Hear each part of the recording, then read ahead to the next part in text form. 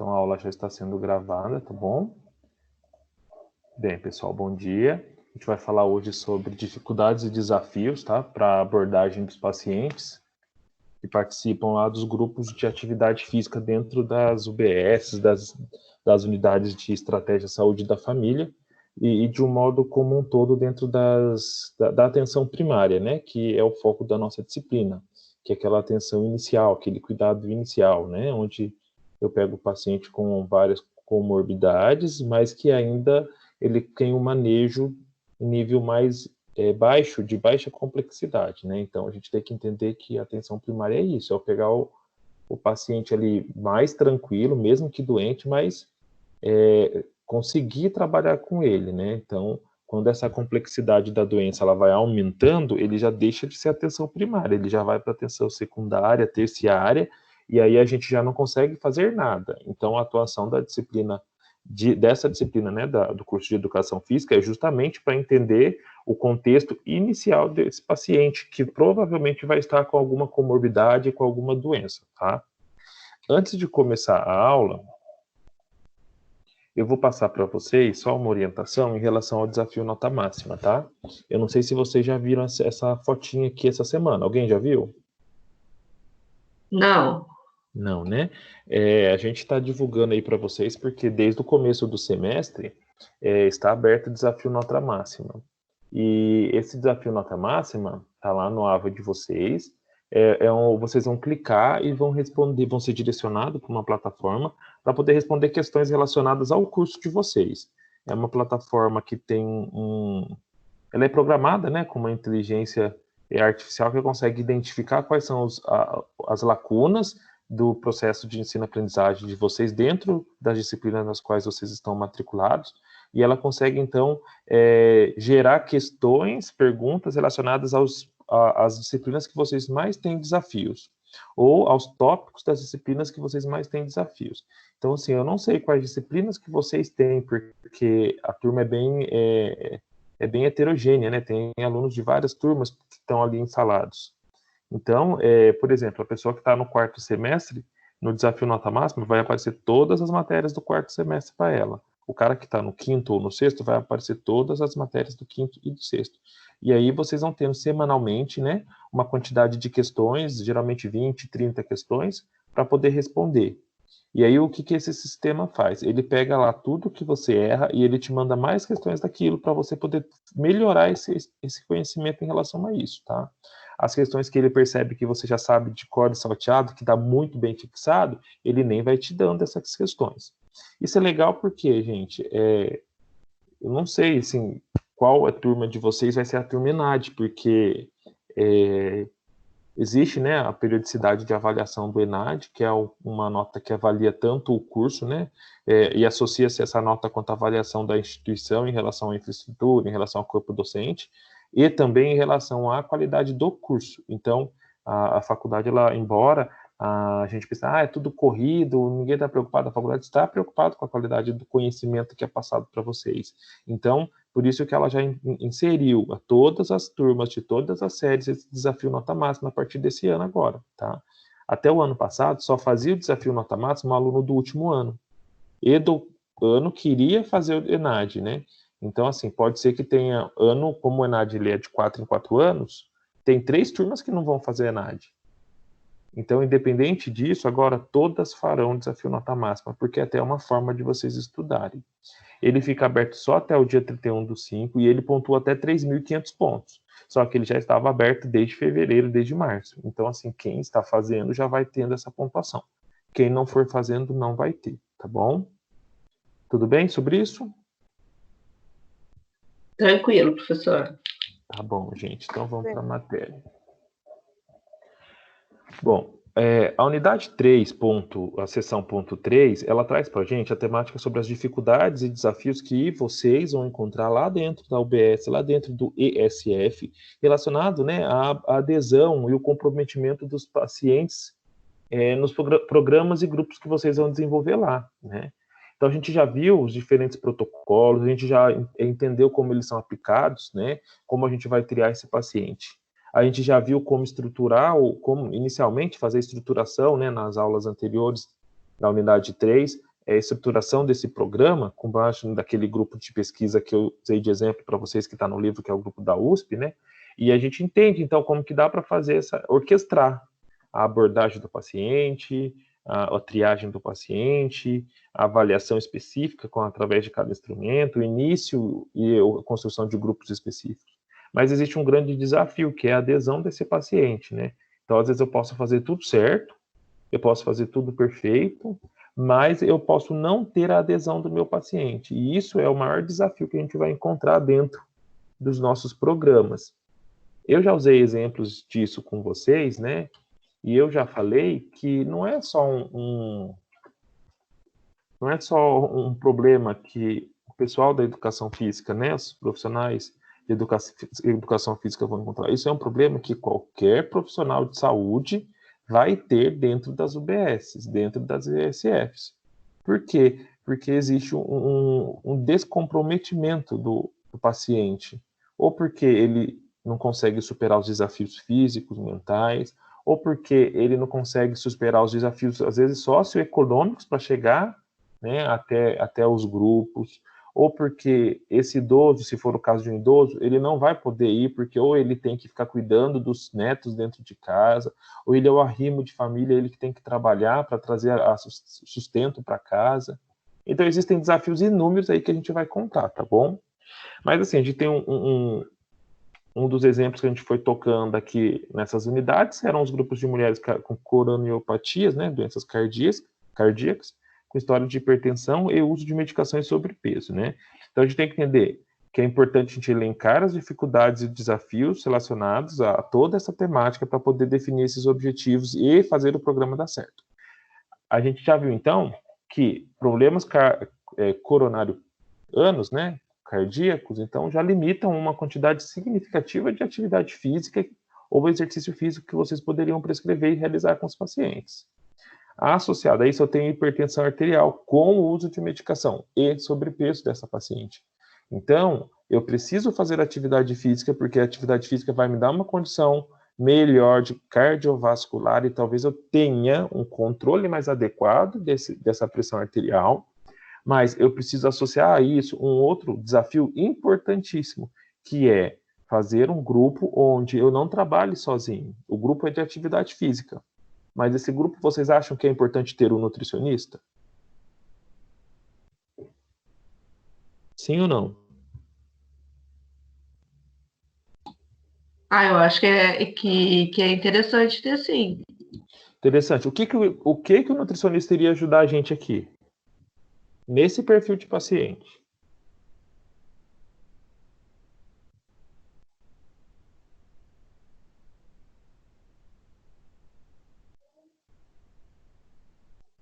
Tem, gente, vamos lá. Vocês podem errar, não tem problema.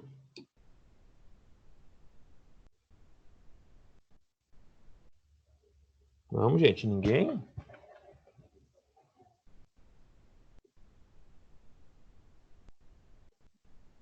Eita, pessoal, vocês estão devagar hoje, hein?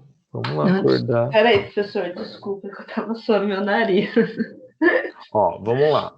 Como a nutricionista vai me ajudar nesse grupo aqui de hipertensos e obesos, com sobrepeso, com doenças coronarianas? Professor, eu acho que eles são assim fundamental para poder auxiliar, né, numa boa alimentação, né? Porque até mesmo tem muito obeso, idosos que eles não têm, né, uma alimentação regrada. Então, acho que a nutricionista ali seria de boa ajuda ali para eles também, para ter uma alimentação, Exatamente. O controle alimentar, ele já vai resolver um problema para a gente que vai ser a hipertensão arterial. Ele resolve mais rápido esse problema de controle da pressão do que o problema do sobrepeso. Mas a longo prazo eu tenho que entender que o controle, né, a restrição a dieta adequada, ela vai me causar uma perda de peso. E isso associado à prática de atividade que eu vou prescrever vocês vão prescrever para esse paciente, vai potencializar toda essa ação. Então, os grupos de atividades físicas, eles devem ser multiprofissionais e a gente tem que entender a importância de todos os profissionais, tá? Sem exceção. Fisioterapeuta, médico, enfermeiro, ACS, o agente comunitário de saúde, nossa, professor, mas o agente, ele vai ser, assim, o nosso braço direito, porque é ele que vai lá na casa do paciente, é ele que vai falar, ô, seu João, amanhã tem um grupo de atividade física, tem que ir lá participar da aula de dança, tem que ir lá participar da aula de caminhada, e é ele que vai trazer esse paciente para a gente, porque vocês não vão ter pé nem mão para poder ir atrás de tudo isso, tá? Então a equipe ela tem que ser multiprofissional mesmo. Considerando o andamento do programa de exercícios físicos implementado para o grupo mencionado, você identifica problemas relacionados à aderência e adesão dos participantes. Então, inicialmente, vocês tiveram lá uma boa adesão, tiveram lá um grupo razoável de participantes que tem o perfil do grupo anterior que a gente viu, mas vocês percebem que existe que esse grupo, com o passar das atividades, ele foi se tornando menos aderente, né? E aí, quais estratégias vocês pensam que podem ser utilizadas para aumentar essa aderência? Existe alguma ou algumas que vocês pensam? Só a Viviane que participa, hein, gente?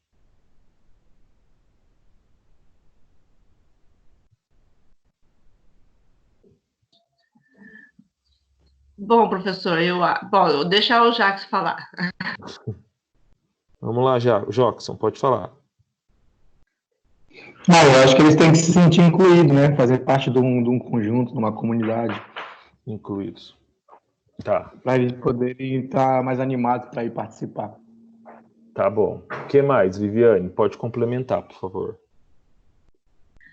Eu acho que assim, eu acho que o boca a boca também, né? Porque assim, essas pessoas geralmente, primeiro que eu acho que eles têm vergonha, eles não têm conhecimento.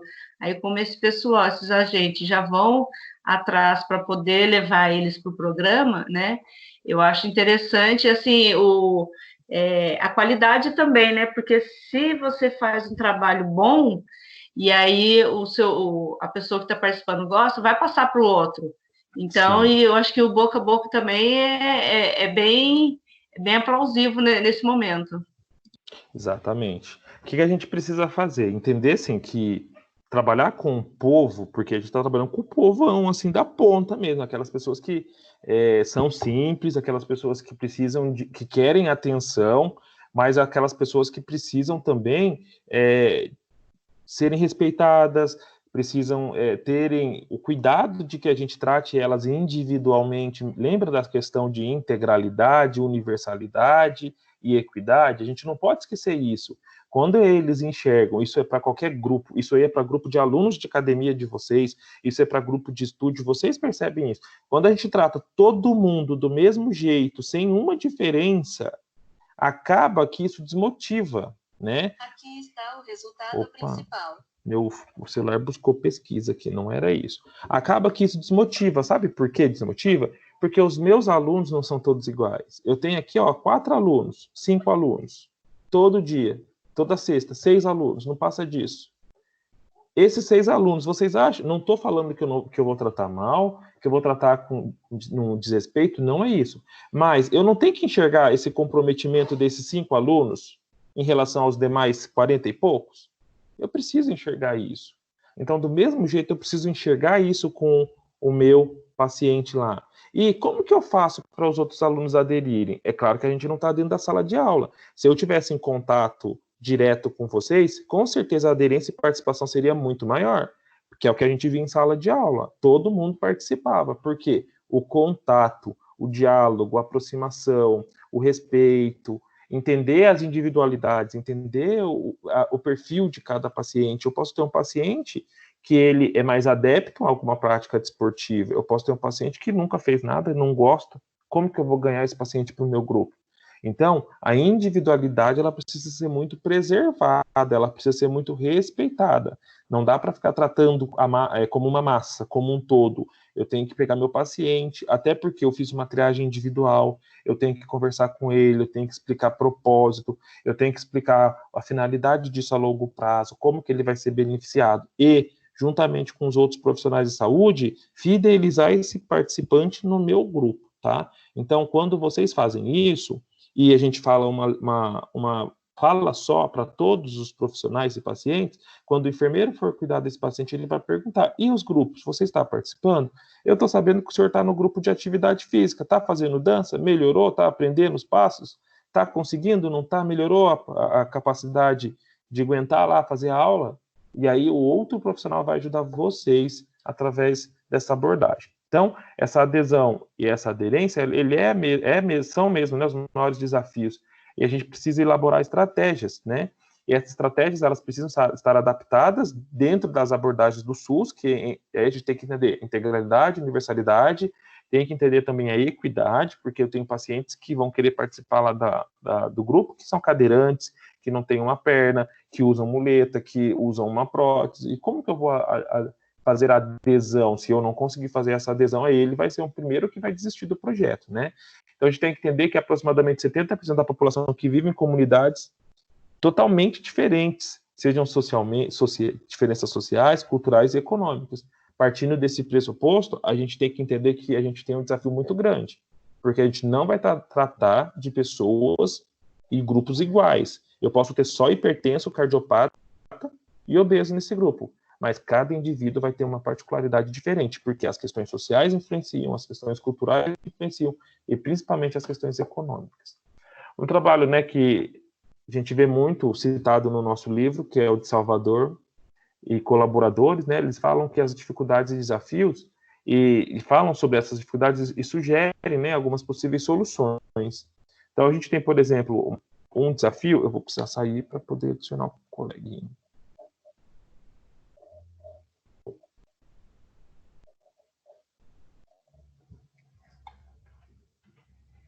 Esses principais desafios é o local específico para a prática de atividade física. É um tema que a gente já meio que abordou nas aulas anteriores e a gente se questionou, né? Tá, mas como que eu vou fazer prática de atividade física lá na UBS, professor? Como que eu vou fazer isso na estratégia de saúde da família?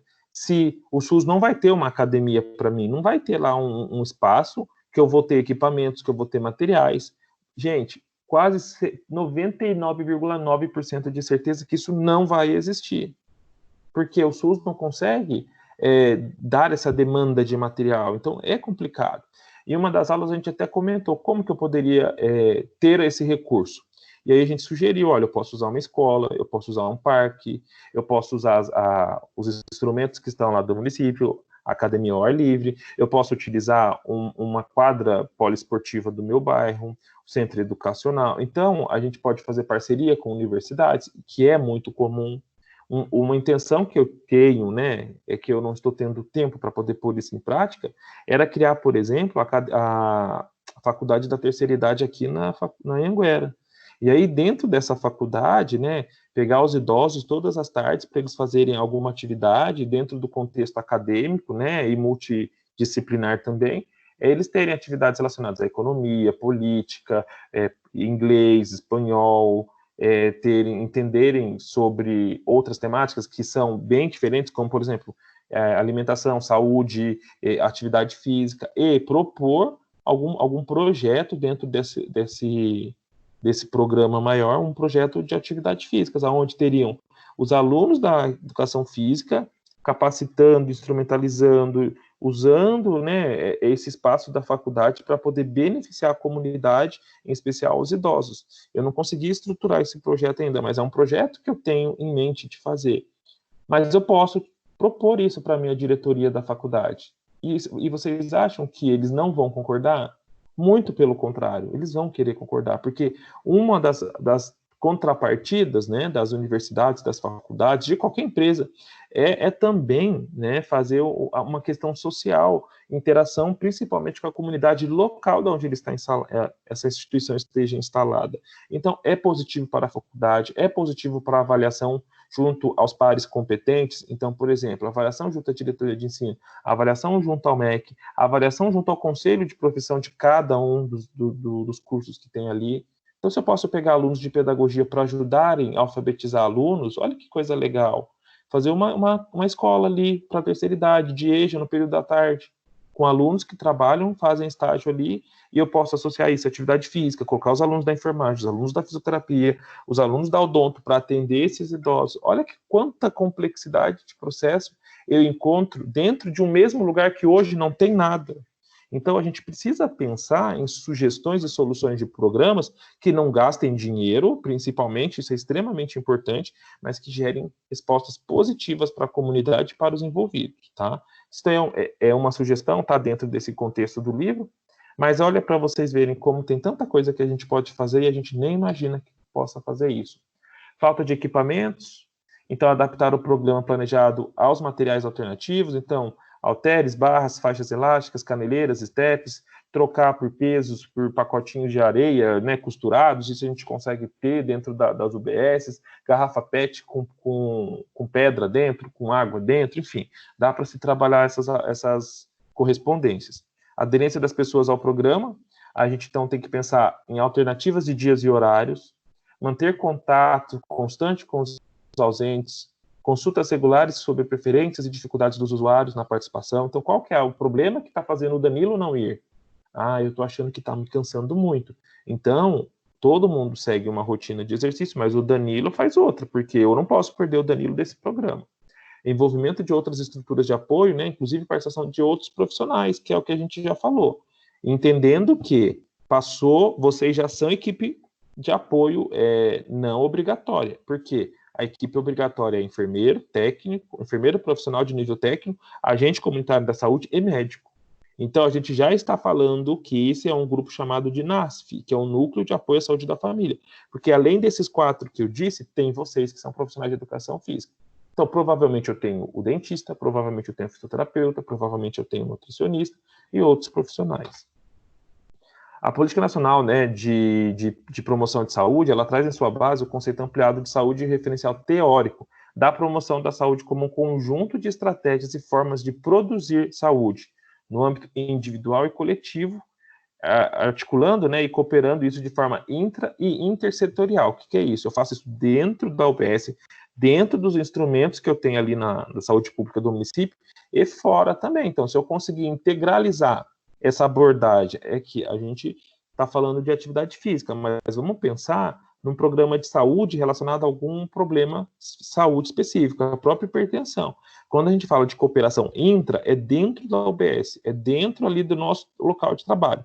Quando a gente fala intersetorial, é aquela questão de RAS, que eu expliquei lá na sala de aula no quadro, que eu tenho a minha UBS no centro e eu tenho puxando várias setas para os lados, eu tenho a comunidade, eu tenho as escolas, eu tenho eu tenho as unidades de atendimento específicos, né, as clínicas específicas, eu tenho os hospitais, eu tenho os centros de alta complexidade, tudo tem que estar integralizado, tá? Eu preciso garantir, então, que essa atividade física, ela vai estar integralizada com outros serviços também, se isso for necessário, tá?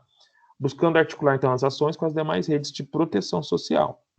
Lembrando da intersetorialidade, isso daqui eu garantir que se eu identificar que esse paciente ele está tendo um comprometimento, uma dificuldade muito grande, por exemplo, de deambulação, né? Ele está claudicando, ele fica mancando, então ele não consegue evoluir na minha atividade física.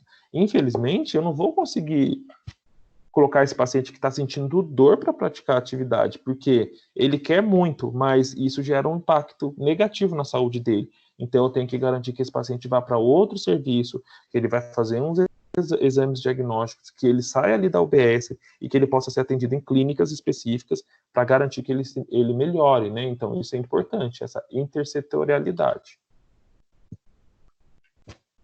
Mediante isso tudo, é bastante informação mesmo, gente. A tarefa dos profissionais envolvidos nos programas de exercício físicos, principalmente nessa atenção primária, não deve se limitar à elaboração do programa, tá? Ou à escolha dos melhores materiais. A gente tem que pensar em buscar formas de auxiliar os usuários do SUS a superar as barreiras para participarem e manterem a aderência, que é o que eu acabei de falar. Se o seu João lá está mancando e eu vou continuar com ele mancando, vai chegar uma hora que esse pé dele vai inchar e eu vou ter uma complicação. Se ele for diabético, então, e eu ficar sobrecarregando esse paciente e ele machucar esse pé, ele vai ter, às vezes, até que amputar o pé. Então, assim, por causa de uma falta de observação, eu vou perder um paciente que vai ter uma complicação. Ou, como está citando no slide anterior, eu avalio esse paciente antes mesmo de começar a fazer a prática de atividade. Por isso que a gente faz triagem. Por isso que vocês fazem a aplicação dos protocolos. E não é só os protocolos que eu expliquei. Vocês têm que fazer a anamnese. Então, dentro da anamnese, eu consigo investigar melhor esse paciente. A tomada de decisão, então, para começar a praticar essa atividade física, ela não ocorre de forma rápida. A gente precisa garantir um programa supervisionado, tá? Tanto de profissionais de educação física quanto de outros profissionais da UBS, para que esse paciente ele possa ter aderência. Então, antes mesmo de fazer o paciente correr, de colocar o programa em prática, eu preciso ter muitas conversas, muitas palestras, atividades de orientação, explicação. Às vezes eu vou ter que falar com a família do paciente, porque ele é um idoso, porque ele é uma pessoa que não responde cognitivamente por si mesmo, tá? Tem uma outra pessoa adulta responsável.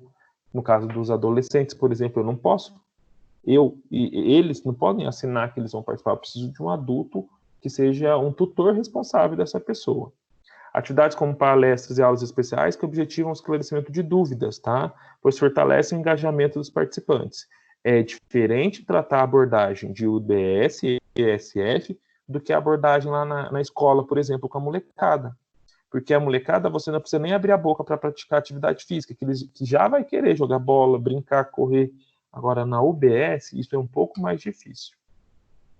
Por isso, a gente precisa capacitar esses profissionais de saúde na promoção da atividade física.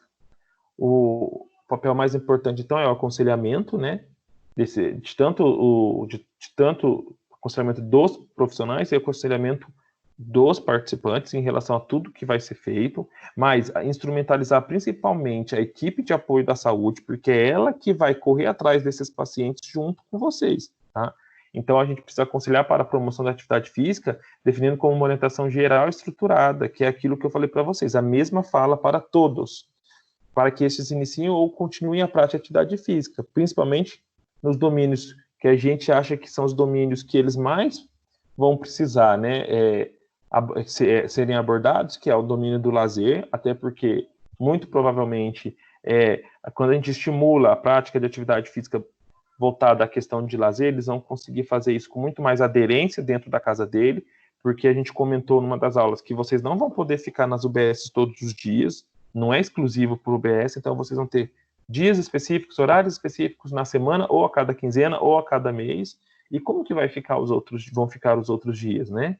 Então precisa ser algo prazeroso para que ele possa fazer fora da UBS, fora da ESF. E também atividades relacionadas ao deslocamento, que são as práticas que os pacientes de atenção básica mais fazem. A gente viu isso lá na unidade 2, que foi aquele gráfico que mostrava a quantidade de atividade física feita por pessoas de acordo com a idade, de acordo com a escolaridade, e a gente viu, né, que quanto mais a pessoa estuda, menos atividade física de deslocamento ela faz. Então, isso é extremamente importante. Então, diferente da prescrição e orientação de exercícios, a gente tem que estruturar e regular prerrogativas para os profissionais de educação física no aconselhamento, então, dessas atividades. Entender como a atenção básica, né, ela vai me ajudar a potencializar essa promoção da atividade. Então, não adianta eu querer montar um grupo para 5 pessoas. Ótimo, melhor 5 do que nada. Mas se eu tenho 500 idosos, 500 pacientes nessa UBS, eu precisaria de um grupo pelo menos um pouco mais expressivo. Eu poderia pensar pelo menos um grupo de 10%. Pensar num grupo de 50 pessoas com 2 períodos, então eu faria um grupo de 25 agora e daqui 2 horas um grupo de mais 25. É importante pensar nessa questão macro, porque senão, financeiramente, não é viável para o sistema ter um profissional de educação física para fazer atividade ou grupos com grupos que não têm aderência. Então, a gente tem que pensar nisso também. Aquele grupo que eu usei de exemplo na aula anterior, né, que é o grupo de estudos e pesquisas epidemiológicas em atividade física e saúde da USP, ele desenvolveu alguns conteúdos que podem ser usados para educação permanente e promoção da atividade física, tá? Dentro da atenção primária. Então, eu vou mostrar aqui para baixo para vocês, está lá no livro, é o quadro 3.5, e aí eles colocam como sugestão. Isso já foi passado de uma forma mais resumida nas aulas anteriores também, mas é legal passar aqui, tá? Então, olha lá. Temáticas importantes de atividade física e saúde abordadas em reuniões com médicos e enfermeiros. Então, assim, como que eu vou fechar essa fala com a equipe multiprofissional, né, da estratégia, lá da ICF e da UBS? Né? Eu vou dividir em reuniões. Essas reuniões não podem ser demoradas, então coisa de 40 minutos, 1 hora estourando, não se deve passar disso, até porque a absorção de informação ela não vai ser efetiva, tá? E começar a trabalhar isso com a equipe, porque quando eu consigo fidelizar a minha equipe, eu consigo garantir com que eles vão atrás de todos os pacientes para mim também. Então, meio que vocês vão colocar a equipe para trabalhar, para vocês, em prol dos pacientes. Então, numa primeira sugestão, tá? Isso é uma sugestão, isso tem que ser adaptado e mudado de acordo com todas as realidades. Mas, inicialmente, numa primeira reunião, falar sobre o conceito da atividade física, explicar os 4 domínios importantes para a promoção da atividade física, diferenciar a atividade física de exercício físico. Segundo encontro, recomendar as práticas de atividade física para a saúde. Terceiro encontro, falar sobre os comportamentos sedentários, atividades leves, enfim, fazer vários encontros e estruturar cada encontro.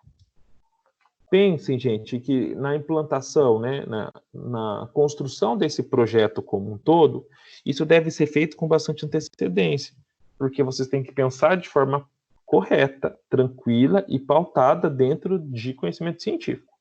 Então, quando vai ser implantado algo de qualquer natureza, isso seja instituição, de qualquer perfil, a gente tem que pensar num planejamento estratégico, né? E esse planejamento estratégico, ele vai além de 1 mês, 2 meses, 3 meses. Geralmente, o planejamento estratégico, ele é feito anualmente. Então, todas as instituições, elas trabalham com planejamento, principalmente as instituições de saúde. Então, vamos sair da atenção primária e UBS e vamos para dentro dos hospitais.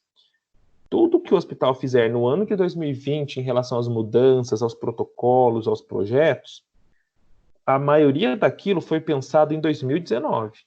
Foi estruturado em 2019 para que isso entre no planejamento estratégico e seja implementado em 2020. É lógico que vão surgir coisas no meio do caminho que não deram certo ou que não foram pensadas, e isso vai ser necessário ser feito no meio do ano, nos meses do ano de 2020. Mas a maioria das ações, elas devem ser planejadas com antecedência. Por isso que vocês têm que pensar nessas reuniões, nesse projeto, em qual vai ser os grupos, em como que vão ser abordadas as atividades físicas, com antecedência razoável. E aí vão ser implementados. Quando você implementar e perceber que aquilo que foi planejado, o item X não deu certo, vocês vão voltar e vão mudar esse planejamento naquele item para que ele possa dar certo. Esse próximo quadro também, ele vai mostrar algumas orientações de grupo que são distribuídas para os profissionais, tá? Então, vocês podem distribuir essas orientações para que eles possam fazer. Então, a gente pode fazer aconselhamentos relacionados à prática de atividade física para melhorar o estado de saúde, humor, relações sociais, para fazer interação social, amizade, melhorar a autoestima, qualidade de vida, falar sobre a pressão, que isso influencia o controle da pressão, melhora a questão cardíaca, diabética, depressão. Fala que o estímulo da atividade física, principalmente com uma atividade resistida, lógico, que dentro das limitações, com peso irresistida, né, ela pode gerar, por exemplo, a estimulação de células ósseas e isso fortalecer, por exemplo, a questão óssea do paciente. A gente pode falar que existem vários órgãos que regulam que a prática de atividade física, ela pelo menos de 35 minutos, quantas vezes por semana melhoram a questão cardíaca. Então, eu faço isso juntamente, né, com a minha equipe de apoio, que vai ser os profissionais de saúde, e depois eles vão replicar isso em todas as visitas, em todas as consultas, em todos os contatos que eles tiverem com o paciente. Então, eu preciso capacitar esses profissionais, principalmente os agentes comunitários, porque eles que vão fazer visita, eles que vão levar as consultas, os resultados de exames. Às vezes, eles vão na casa do paciente, como eu já vi acontecer, e vão falar assim, ô Danilo, tudo bem? Opa, tudo bem. Olha, Danilo, você está com o exame X atrasado, o seu check-up tinha que ser feito o ano passado.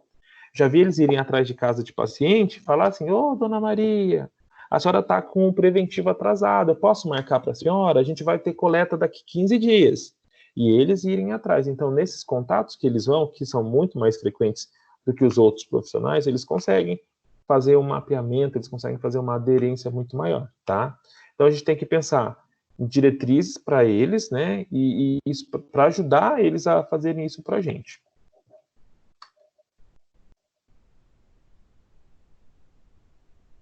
Espera aí, deixa eu adicionar.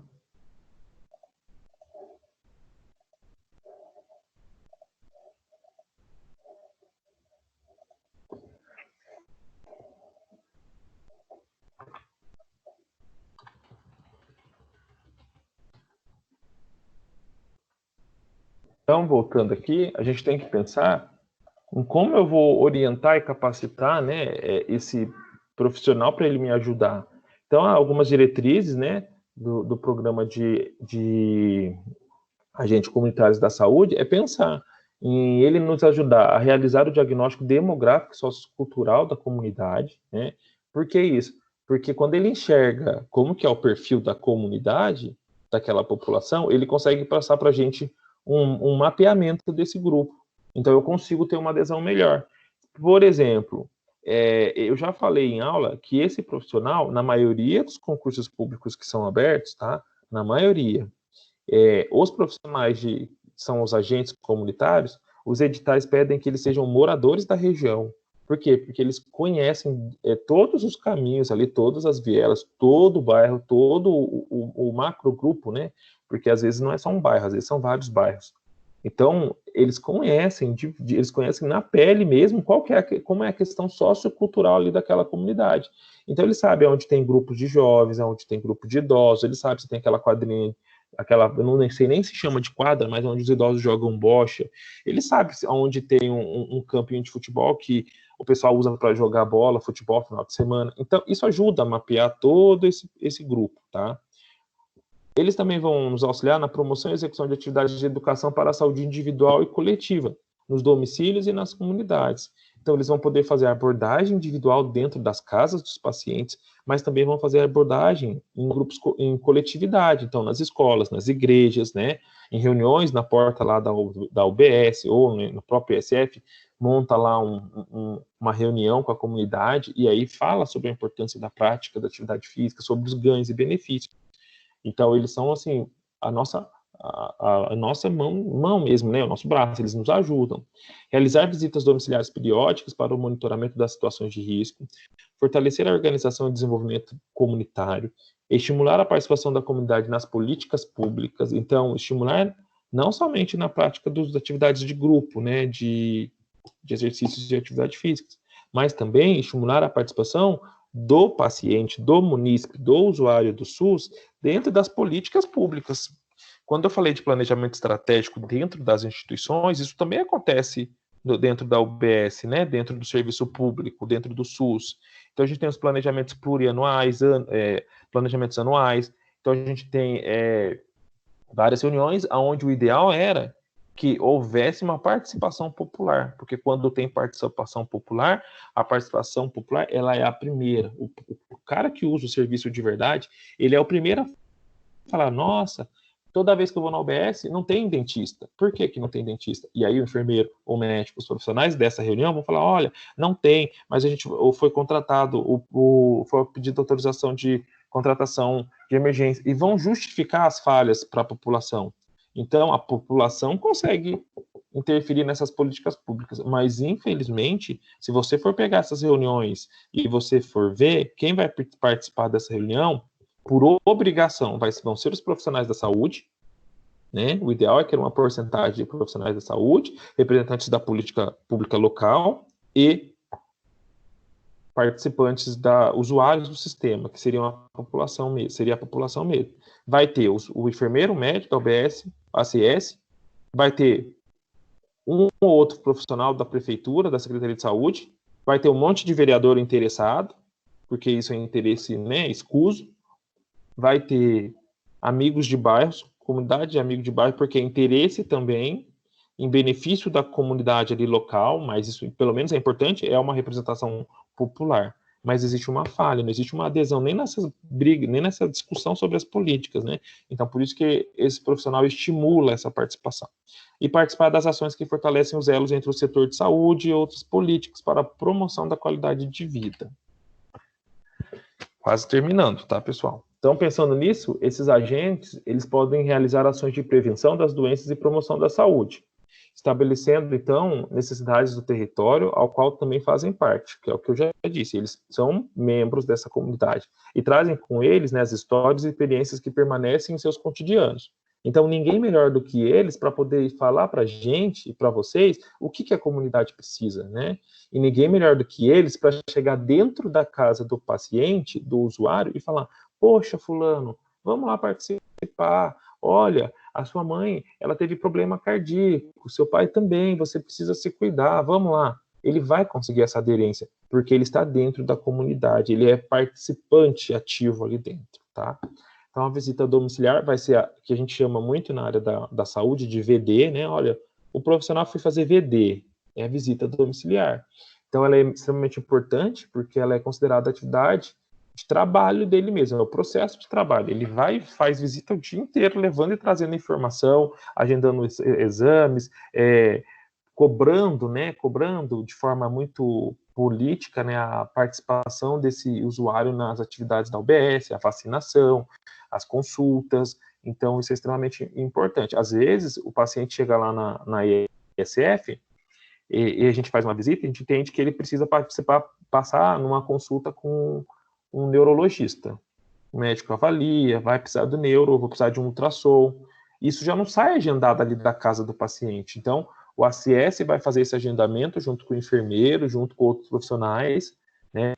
E aí, quando tiver agendado, ele vai voltar na casa desse paciente, ele vai passar o dia, o horário, ele vai passar se a ambulância vai buscar, que dia, que horário que a ambulância vai. Então, ele tem uma relação muito próxima com essa população, tá?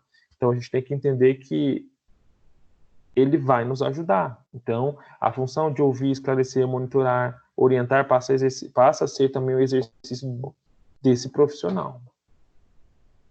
O próximo quadro, ele traz como referência, né, o mesmo projeto do grupo de estudos prática de atividade física lá da USP, que é o que a gente está usando de exemplo.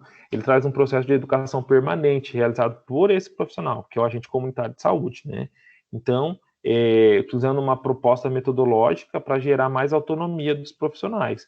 Então, ele trabalha com métodos de aprendizagem ativas, integrando modelos de promoção de atividade física, individual e comunitária.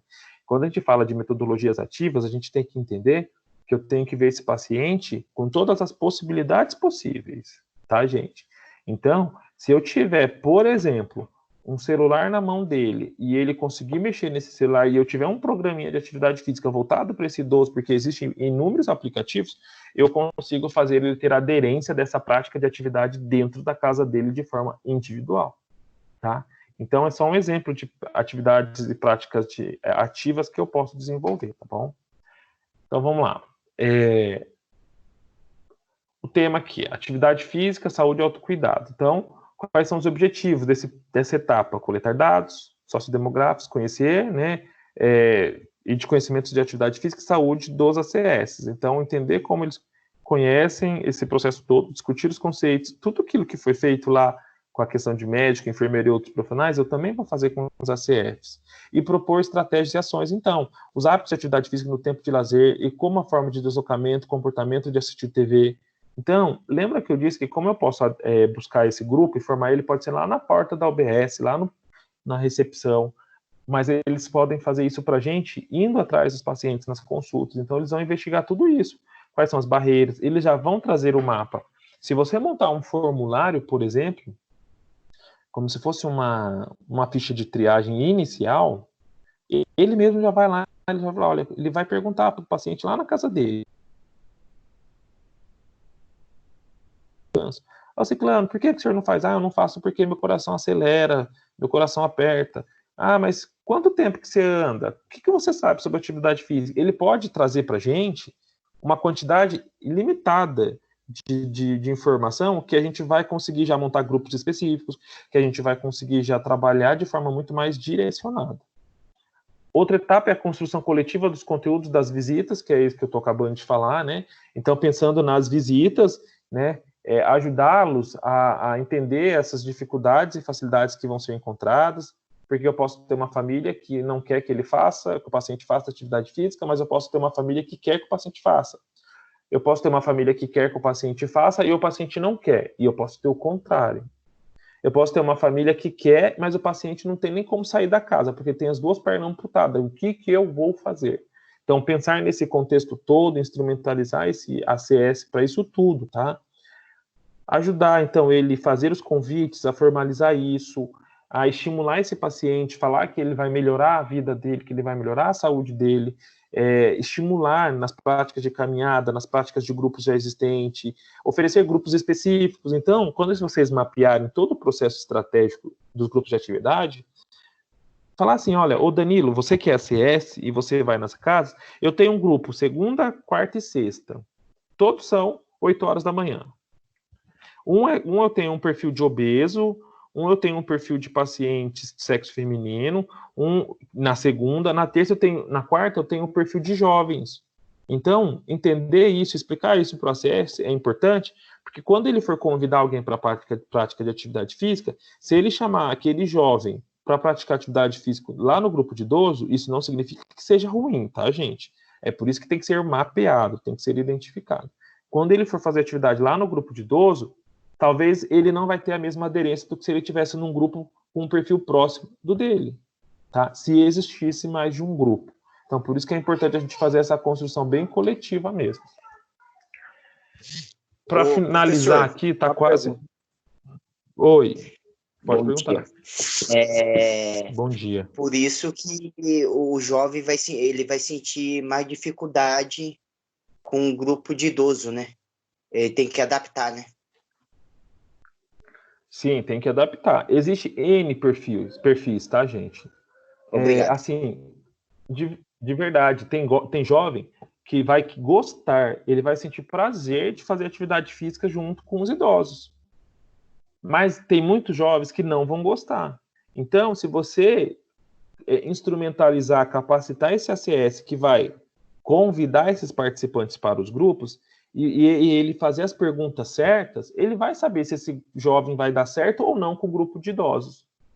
Do mesmo modo, tem idoso que não vai querer participar com um grupo de jovens, mas vai ter idosos que vai adorar estar no meio dos jovens. Então, quem que vai fazer essa intermediação, inicialmente vai ser o ACS dentro das casas dos pacientes. Quando esses grupos acontecerem, vocês são os responsáveis. Se vocês estão vendo que o jovem está lá com a cara emburrada o começo até o fim do grupo, compensa ele ficar no grupo de idoso? Não compensa. Não está tendo participação, cooperação. Coloque ele no grupo específico da idade dele, se tiver mais de um grupo. Você percebeu que ele está melhor ali, teve mais aderência? Beleza, é só modificar. Mas isso é bem complexo de falar teoricamente, assim. Então, a gente tem que vivenciar mesmo para saber identificar, tá bom? Bom, continuando então.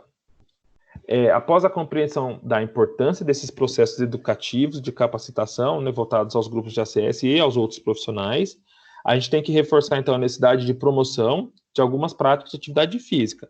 A gente espera que isso sensibilize os ACS para as mudanças de comportamento, ampliação de possibilidades de ações no programa. Então, eles vão mudar os comportamentos dos usuários, né? Eu estou usando muito exemplo de idoso, gente, mas eu já disse isso em muitas aulas. Eu posso ter um grupo de jovens, eu posso ter um grupo de adolescentes, eu posso ter um grupo de pacientes com alterações mentais, enfim, eu posso ter inúmeros grupos, né? Um grupo só masculino, um grupo só feminino, um grupo heterogêneo. Eu posso ter um grupo misto que tenha tudo.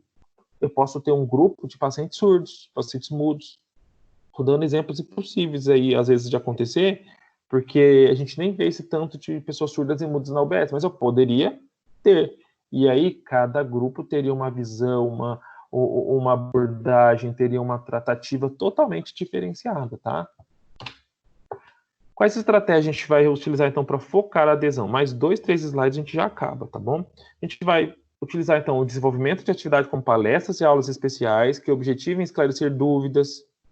É importante, porque fortalece o engajamento dos participantes. Igualmente importante a capacitação dos demais profissionais de saúde e dos ACS sobre a temática da atividade física, promoção de saúde, para que eles possam contribuir com o aconselhamento quanto à prática de atividade, bem como para conhecer as propostas do programa e dos exercícios. Então, assim, ninguém melhor do que uma pessoa informada para vender o peixe desse grupo para os outros pacientes, né?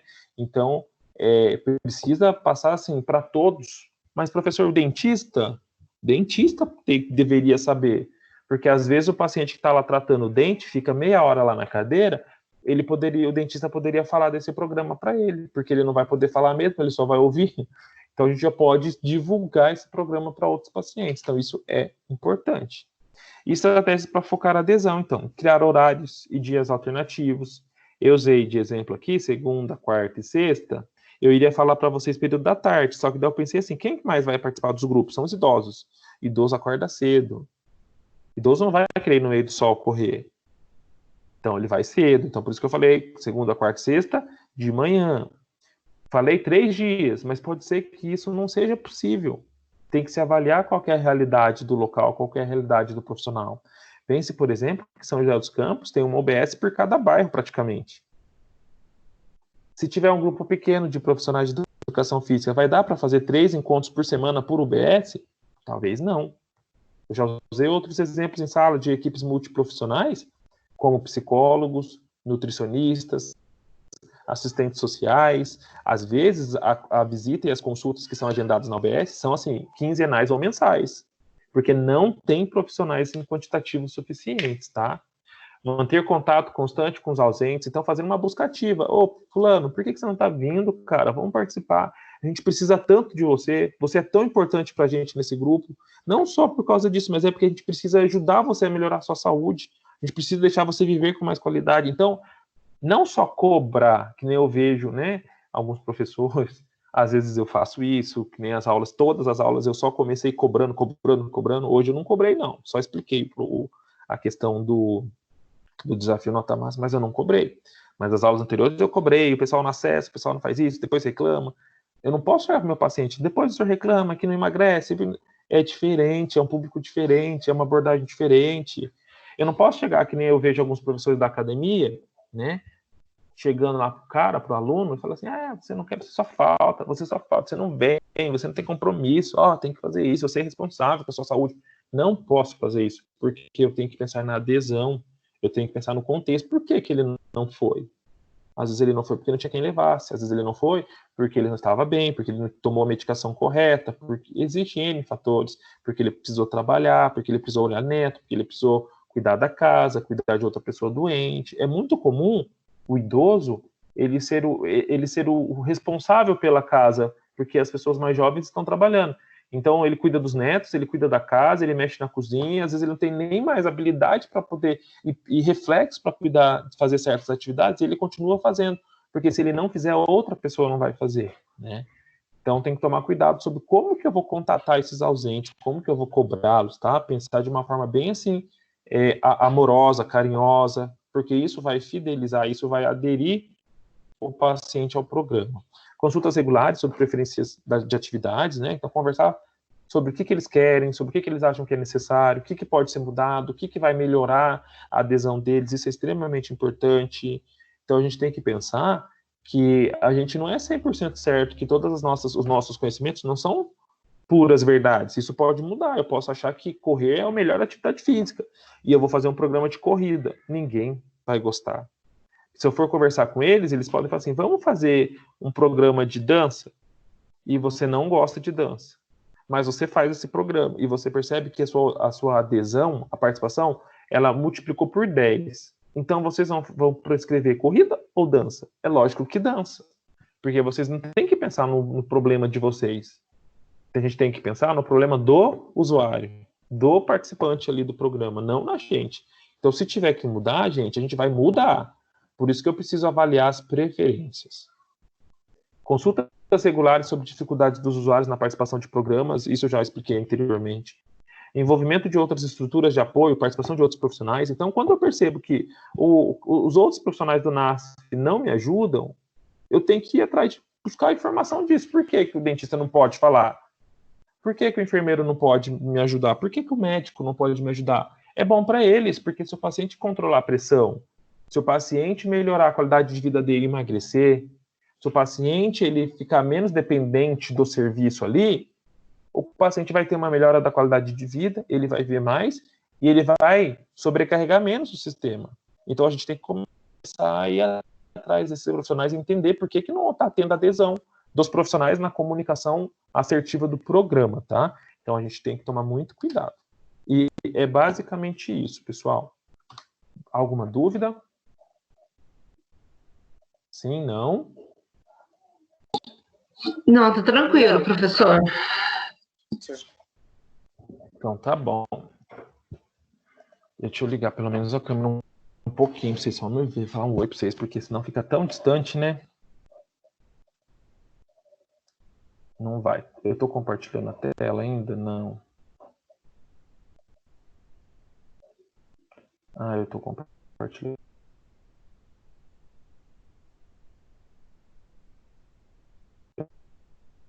Joxan. Entrou o Thiago depois. Eu, no comecinho da aula, eu conversei com as meninas que estavam e eu falei sobre a questão do desafio nota máxima. Eu queria reforçar isso porque entraram acho que 3 pessoas depois. O desafio nota máxima, ele precisa ser feito até o dia 31. É um conjunto de questões que o sistema vai dando semanalmente para vocês, dentro das disciplinas que vocês têm lá na grade de vocês. Então, pode chegar a questão da minha matéria, pode chegar a questão da matéria dos outros professores, pode não chegar a questão da minha matéria, mas vai chegar tudo relacionado ao semestre de vocês. A pontuação desse desafio nota máxima total é 3.500 pontos. Então, assim, na nota final de vocês pode ter até 3.500 pontos, tá? Então, quem já está fazendo desde o começo do semestre, provavelmente já vai ter esses 3.500 pontos. Quem não está fazendo, eu sugiro que faça, porque isso vai ajudar a aumentar a nota de vocês, tá bom? Só estou passando isso porque é uma informação importante. Pode falar, Thiago. O meu nota máxima já tem feito tudo. Já Só tá falta tudo, já o tá. A para algumas matérias. Então, beleza, então tá certo. Professor, Então tá tranquilo. Oi. Uma dúvida. Nesse desafio nota máxima, toda semana eles mandam um desafio novo, né? Se você não faz a semana